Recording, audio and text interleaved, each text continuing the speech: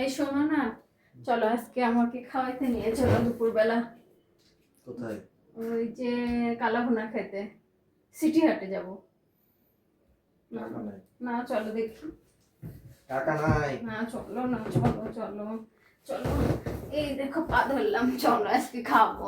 কালাভুনা খেতে ইচ্ছে হচ্ছে আমার, ঠিক আছে, খুবই ঠিক ইচ্ছে আছে, হচ্ছে। ঠিক আছে। আরেকটা কথা বলি, বলো।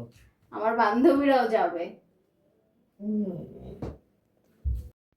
অবশেষে স্বামীর হাত পা ধরে বান্ধবীদেরকে নিয়ে কালাভুনার খাওয়ার উদ্দেশ্যে রওনা দিয়ে দিলাম। এই যে এখানে অটোতে উঠবো, এই জন্য দাঁড়াইছিলাম। দাঁড়ায় থাকতে থাকতে অটো অবশেষে পাওয়া গেল। এই যে সিটি হাটে গিয়েছিলাম প্রথমে, ওখানে গিয়ে দেখি সব বন্ধ আর গরুর গন্ধে একদম বমি উঠে আসার অবস্থা। দৌড়ে পালালাম, ওখান থেকে চলে গেলাম ফয়সাল মামার কালাভুনা খেতে। আসলে এটা কালাভুনা না, এটা হচ্ছে ওরা বলছে ভাজা মাংস। আমরা প্যাকেজ নিয়েছিলাম, এই যে স্টিলের থালিতে এক থালি মাংস, অল্প একটু ভাত আর এক থালি মাংস। এই প্যাকেজটা 340 টাকা, ভাত 40 টাকা আর মাংস 300 টাকা। প্যাকেজ নিয়ে আমরা খেতে পারিনি কারণ অনেক পরিমাণে ছিল। আর যেখানে খেতে বসেছি সেখানের পরিবেশটা এত সুন্দর ছিল, পাশে জমি ছিল চাষ করার মতো, অনেক সবজি চাষ করছিল মানুষ হয়তো সম্ভবত। তারপরে এই যে আমাদেরকে থালিতে করে মাংস ভাত দিয়ে গেল ফয়সাল মামার।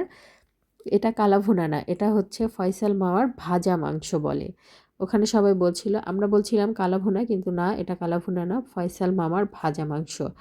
আরও হচ্ছে যে ভিডিও আপনাদেরকে দেখাবো ফয়সাল মামা কী মশলা বানায়, কী মশলা দিয়ে এই ভাজা মাংস রান্না করে, আমাদের সাথে সবই শেয়ার করেছে, সব দেখাইছে, আমরা দেখেছি, এই যে সব শেয়ার করছিল।